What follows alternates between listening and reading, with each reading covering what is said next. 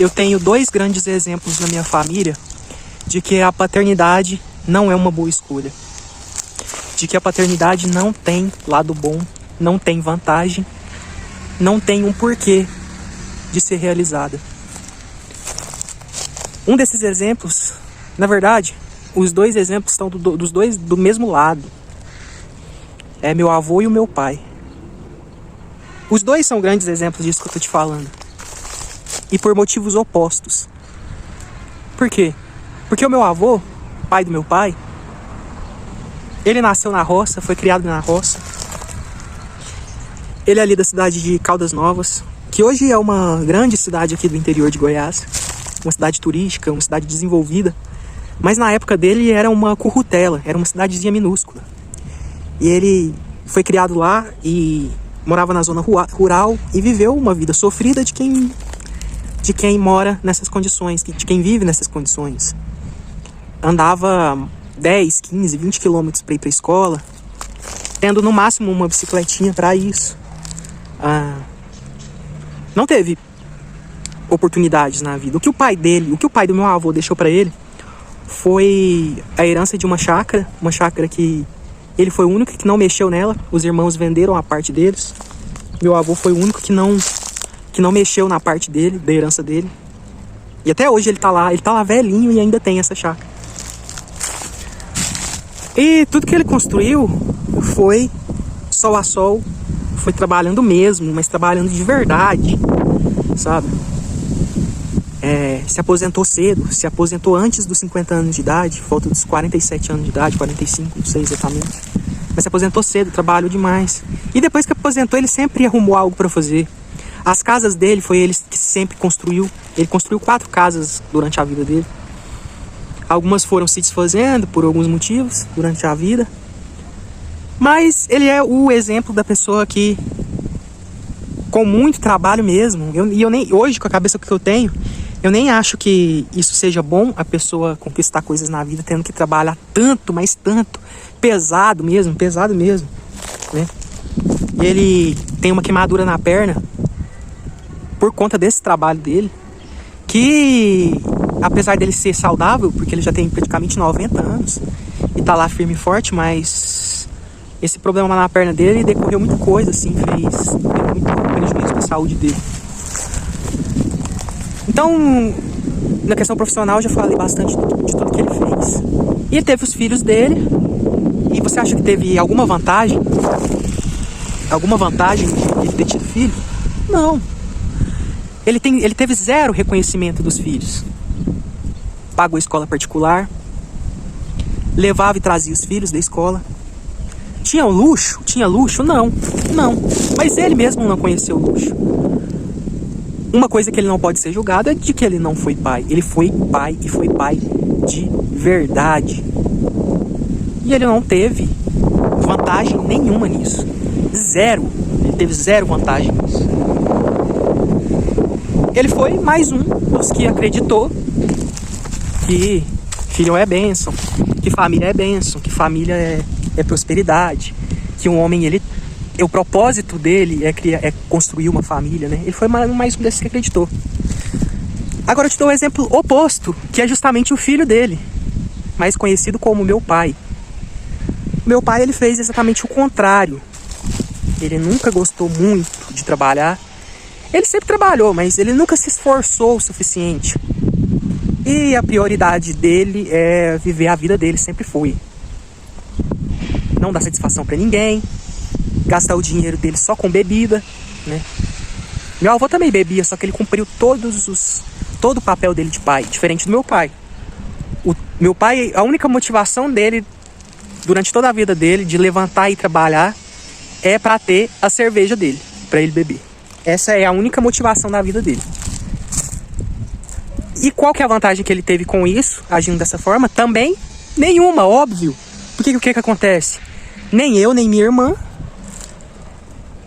temos nele uma figura paterna onde a gente quer estar por perto, onde a gente quer conversar, quer visitar ou coisa do tipo. Por quê? Óbvio, não fez o papel dele. Então, assim, você percebe que nenhum dos dois exemplos que eu te dei teve vantagem nenhuma a paternidade.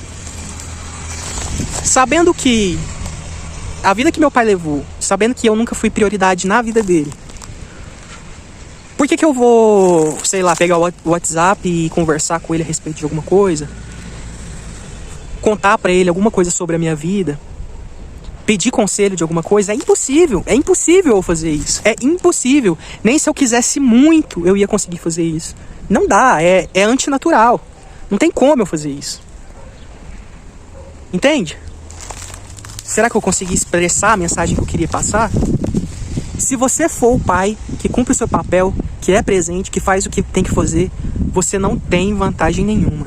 E se você colocar a gente aqui nesse mundo e não cumprir o seu papel, você também não vai ter, porque os seus filhos não vão ter intimidade com você, eles não vão te querer por perto, eles não vão querer estar te visitando sempre, fazendo algo por você, conversando, te dando atenção, porque você não fez o seu papel.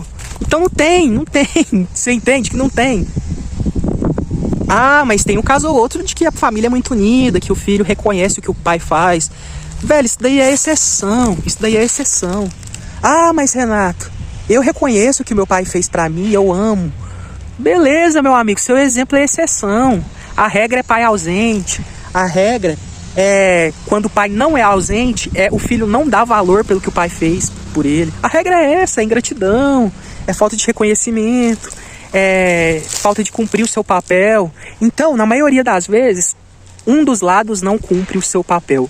Se o pai cumpre o papel de fazer o que ele tem que fazer pelo filho dele, na maioria das vezes quem não vai fazer o papel é o filho, porque as pessoas são ingratas. Muita gente é ingrato com o próprio pai, com a própria mãe, joga o idoso no asilo, não quer saber de nada. Isso os pais que fizeram o seu papel. E os que não fazem, aí eles não podem reclamar de nada, né? Não pode reclamar de nada, né?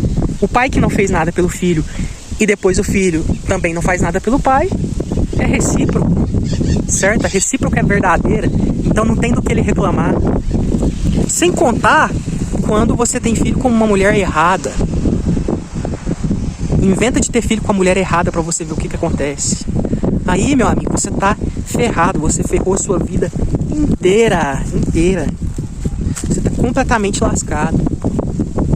Então é isso daí. A paternidade, ela é isso. Não tem vantagem. Não tem. Sabe? Quando acontece do pai fazer um bom papel, um excelente papel de pai, o que acontece quando ele fez um excelente papel de pai?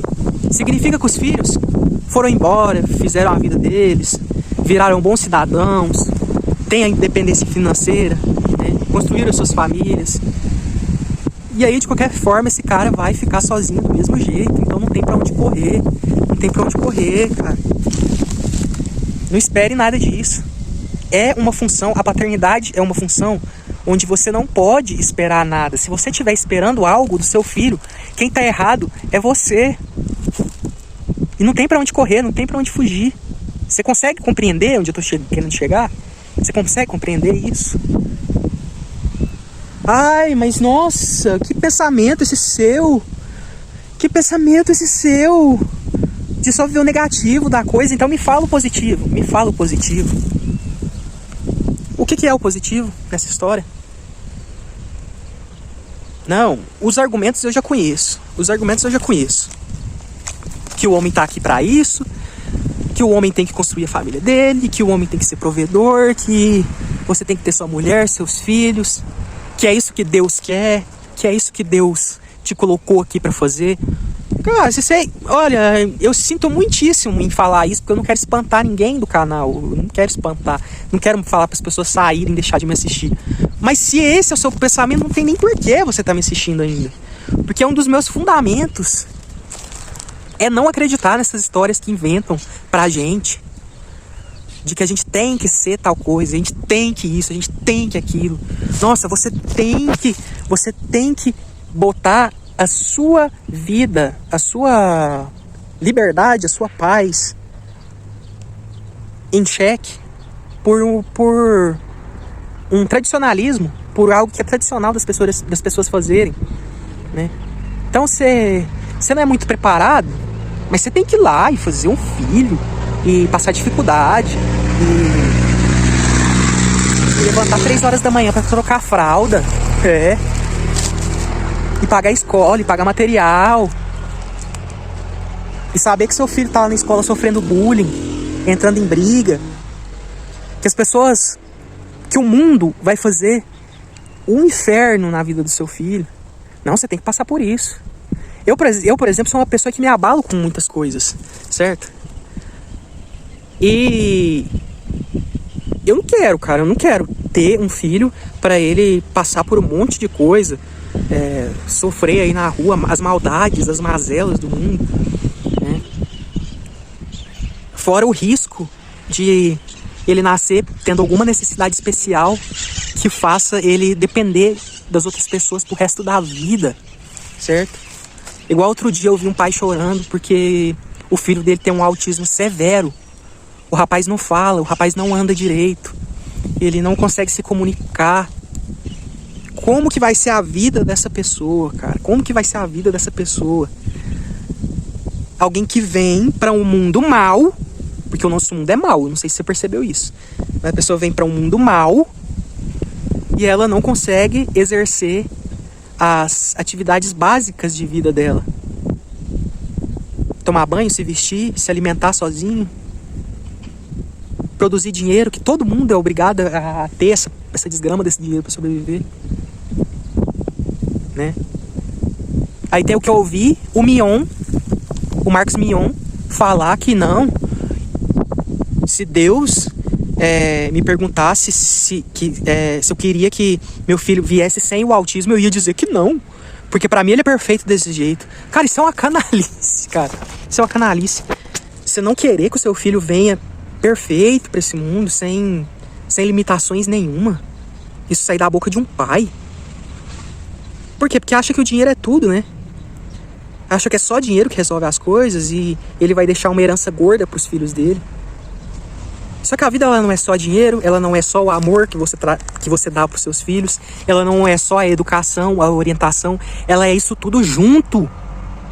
A vida, ela é isso tudo junto. Ela é o dinheiro, ela é o trabalho, ela é a educação que você dá para seus filhos, ela é a esperteza de não cair em golpes, porque todo mundo quer te dar golpe, quer te passar para trás o tempo inteiro nesse mundo.